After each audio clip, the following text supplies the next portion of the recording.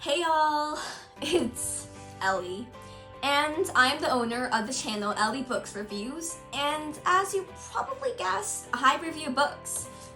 To get the intro clean and done, this is the book I'm going to be reviewing today. Genesis Begins Again by Alicia D. Williams.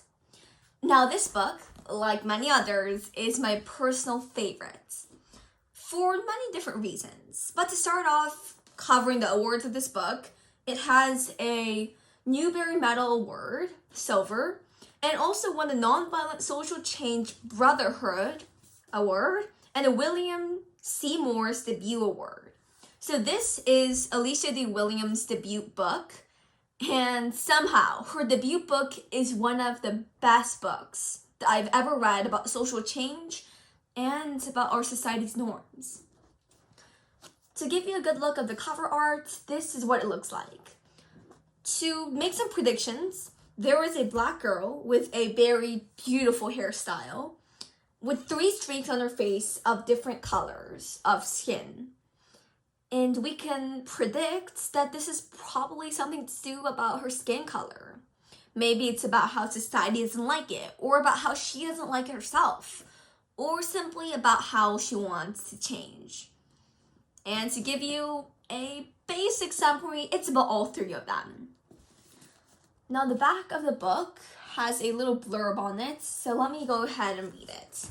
There are 96 reasons why 13-year-old Genesis dislikes herself.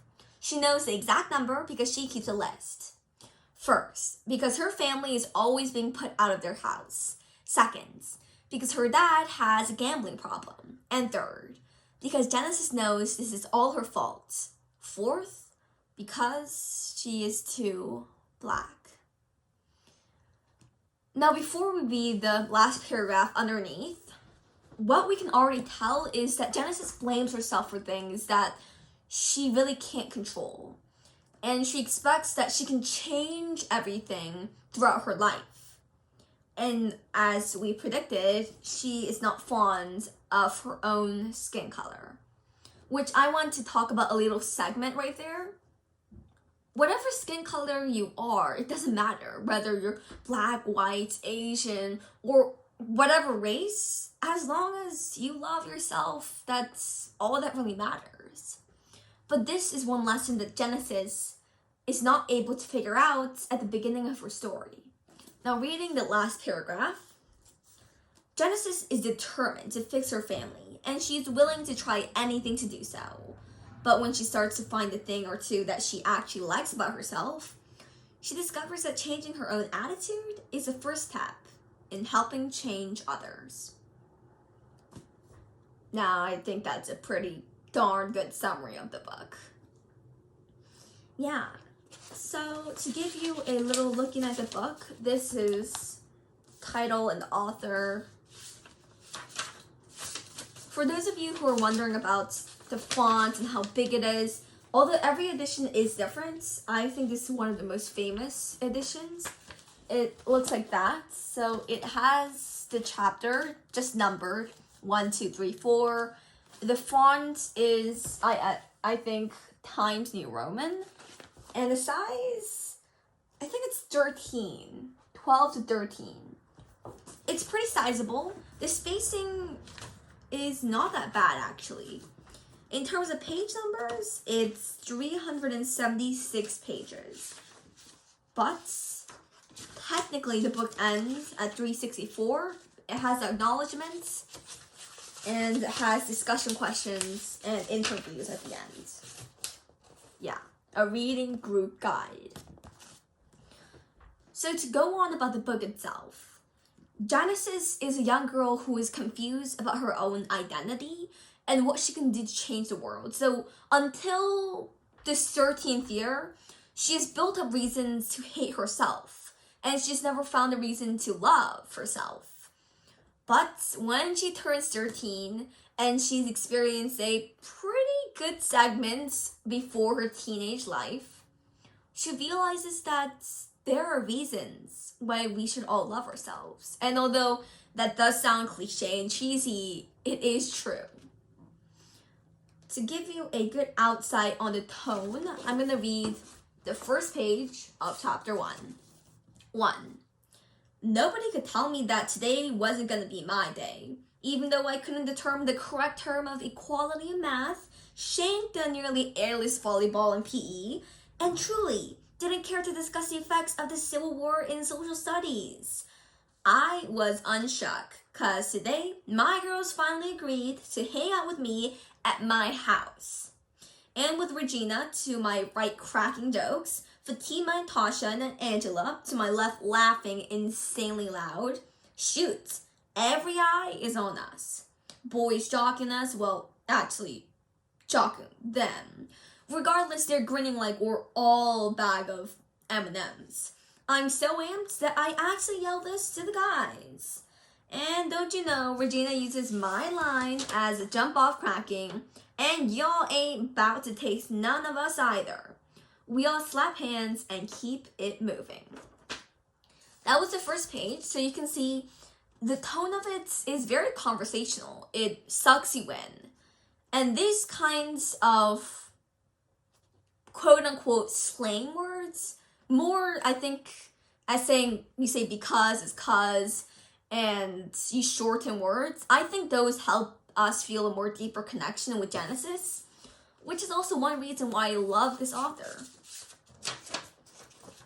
So yeah, this is the tone that the book follows.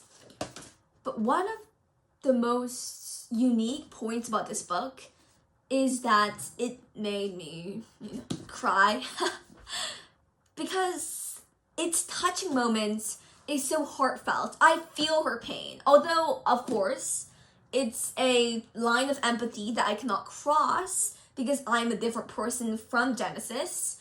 I still felt that empathy, which is so important in these social changing novels. So in the end, I would say if I were to rate it out of 5 stars, I would say a 4.2? Yeah.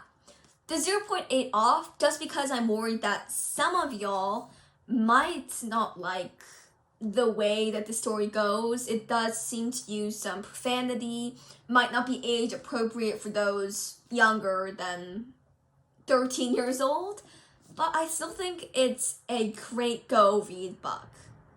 Now for those of you who are busy, feel free to go on your way. But for those of you who want to learn a little bit more, let's keep going. So to list simply the number of reasons, first, because this book is so touching. Second, because it helps you learn about empathy. Third, because, well, Genesis is just a totally rad character. And fourth, because it's important for us to know about the stories of maybe our own ethnicity or those who grew up in a different environment or the same environment. Because even if we are somewhat similar, we still have our different things such as environment, race, ethnicity, gender, even age gaps that change who we are. And that's why I think these kinds of first perspective books are very important. To get off with some favorite quotes, let's see.